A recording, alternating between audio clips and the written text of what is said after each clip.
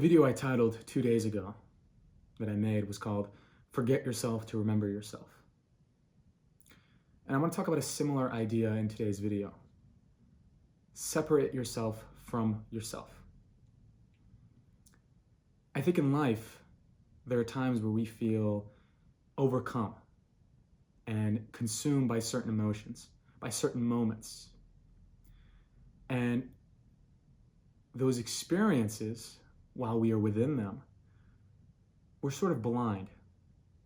We don't necessarily see what's going on. We don't necessarily see our surroundings. We don't see how the world itself is shaping us.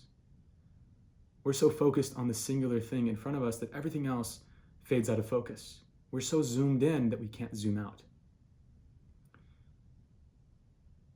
In essence, in those moments, we're forgetting ourselves by being ultra focused on one singular thing that occupies everything about ourselves. We lose awareness.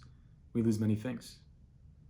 Of course, after these experiences, there's always a period, always a moment in which we can look back, in which the dark night becomes a rejuvenation, right? They say that the night is darkest before the dawn. And there's always that cycle.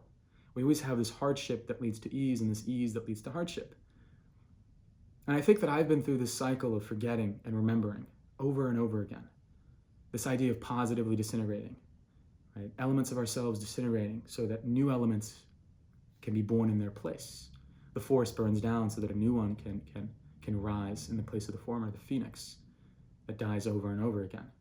And every time we die, every time we forget ourselves and we remember ourselves, we gain a better sense of clarity, an increased depth of understanding. Our vision is clearer. It pierces into realities we were not even aware of. However, there is somewhat of a threat in this process. There is somewhat of a threat of constantly dying to ourselves. Because all of these partial suicides, all of these spiritual deaths,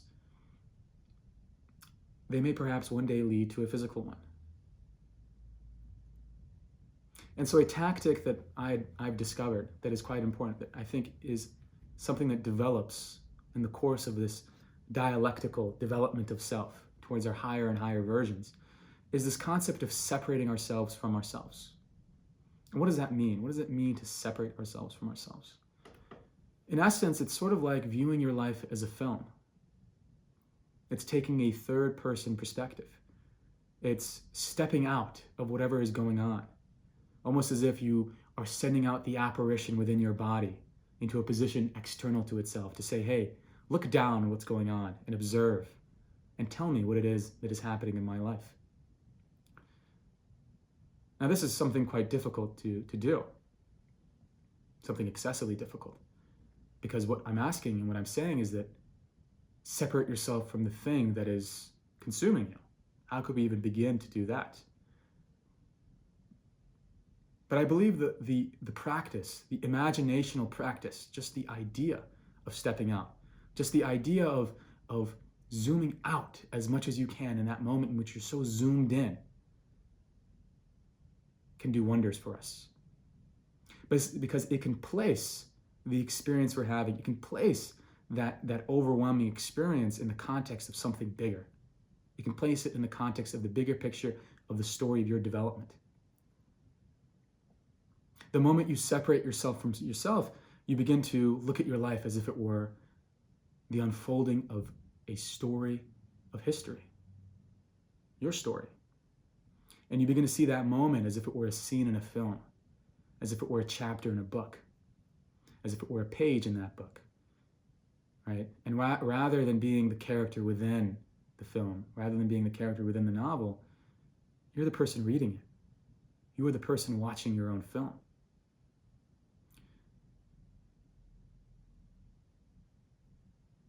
And as you do that, as you watch your own film, as you read the story of your own life, you can go back to former chapters and you can see, wow, this connects to this. This event led to this event. This moment is related to this moment. You can begin to gain a context for your own development. You begin to understand yourself better. And here's the most beautiful thing. as you begin to pierce deeper into the realities of yourself, as you begin to pierce deeper into the truths that make up who you are, and get a clearer image of the developmental trends and currents of your existence, you gain the ability, slowly but surely, to pierce into the developmental trends and paths of other people. Suddenly you look across at a soul that's standing across from you, and you think you can see certain elements, certain pathways, almost as if they were images above them, within them. You can pierce through into a different reality, right? Something like the Matrix, for example. And that's not to say that you become some guru or some spiritual mystic that is able to see into other worlds, but rather you get an intuition for other people's developmental journeys, for their own dark nights of the soul, for their own processes of death and rebirth, for their own times where they forget themselves and they remember themselves. You begin to see everything within a developmental frame, and suddenly the entire world takes on a different perspective. No longer do you notice the butterflies, but you notice the process that created the butterflies. The flower blooms, yes, but the flower blooms once a year. The tree spreads fruit, but it spreads fruit once a year. And so this developmental context, it develops a multi-level awareness for you in reality. And so, interestingly enough, the bridge to understanding other people better begins with understanding yourself better. And so that process of separating ourselves, from whatever it is that we are within the moment, not only can it demonstrate to us that philosophy of history of our own lives, that connection of events beyond our temporal immediate understanding, not only can it give us a glimpse into a reality beyond ourselves, but it can also, in that moment, spare us the overwhelming anxieties or depressive feelings that we're within. It can give us the attitude of the person sitting in the cinema, the person who watches, who appreciates the moment, who is watching the film, who's not having their mind on something else. Right? And we can laugh, we can joke around, we can have some humor. And the moment we can laugh about the story of our own lives, suddenly all of those things that were occupying our minds so desperately and deeply, that were consuming our attention, suddenly they don't feel so important.